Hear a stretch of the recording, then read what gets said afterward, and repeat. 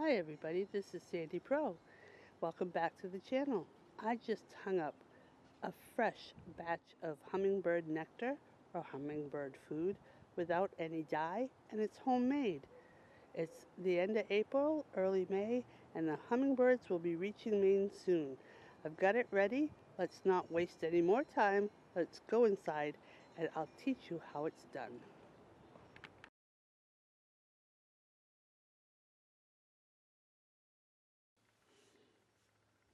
To make hummingbird food, you will need 1 part sugar. We have a half a cup here. And you will need 3 parts water. So I have 1½ cups of water here. Add it to a pan.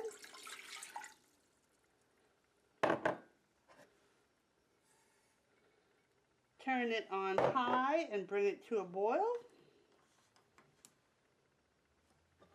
And stir. I'm going to start dissolving the sugar now. And it is 2:39. Let's see how long it takes for me to bring this to a boil.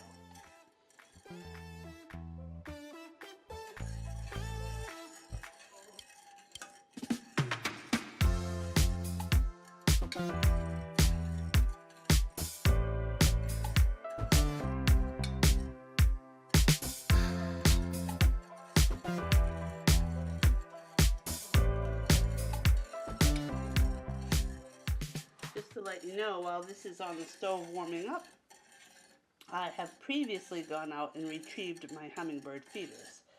They'd been out there for 4 days. One was nearly empty. The other did have some sugar water in it. However, it also had some ants. So it's always good to get them cleaned out and make sure there's no mold in them. So I emptied the sugar water outside, away from the house, so it won't draw any ants near here. Although I do need ants in my garden for my peonies. Brought them in. I washed them in hot soapy water, and I air dry them.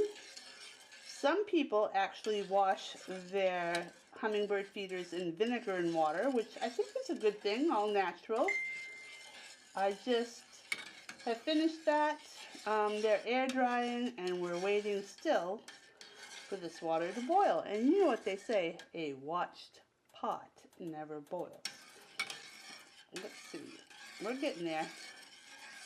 You can hear my elements heating up some. So, the hummingbirds I have out back, we have 3 total. We have 2 feeders. I understand by observation that the male hummingbird is pretty territorial. He likes to chase the other 2 hummingbirds away from the feeder we had when it was all by itself. So we put a second feeder out, and he is still attending to both feeders. He doesn't like anybody at those feeders, but the girls outwit him sometimes, and they all get to have some food. It is currently August, and if I'm not mistaken, up here in Maine, the male hummingbirds tend to head south in September, and the female hummingbirds end up going south in October. The steam is finally coming. All the granulations of sugar have dissolved, and I'm starting to hear the pan heat up. You see little bubbles in the bottom. I don't know if you can see it from there, but it's starting. Some people just dissolve their sugar in regular room temperature water or faucet water, but I always bring mine to a boil.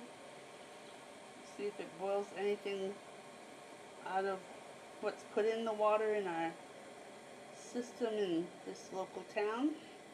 And now we're boiling. A rapid boil. That's all I wanted to see, and I'm shutting it off now. It is 2:43. Okay. I'm going to put that aside and let it cool. Okay. Now it's the time to reassemble my bird feeders. So here's the jar and the cover for mine. Just, whoops. Screws right in. And you can still set it on its top. Once again, let's see if this one goes a little smoother. There we go. Alright, and then the bottom parts, I have two pieces. These are all the pieces that you want to remove the mold from.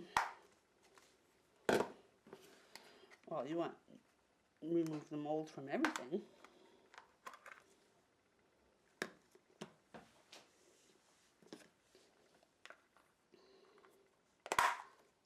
There. And there we go. Could use a funnel.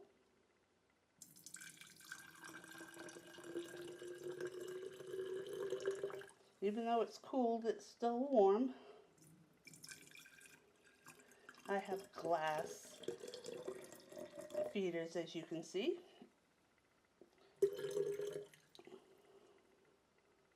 And they're absolutely fine. Then I just take the bottoms and screw them on.